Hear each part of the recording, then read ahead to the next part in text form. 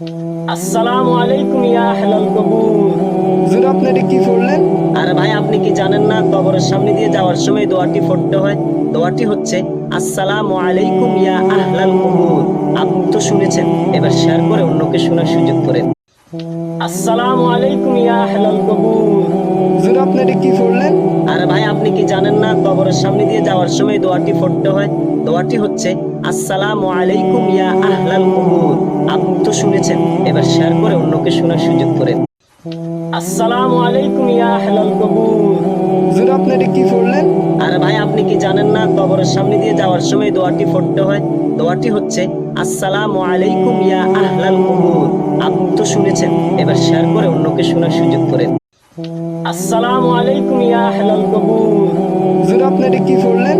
আরে ভাই, আপনি কি জানেন না কবরের সামনে দিয়ে যাওয়ার সময় দোয়াটি পড়তে হয়? দোয়াটি হচ্ছে আসসালামু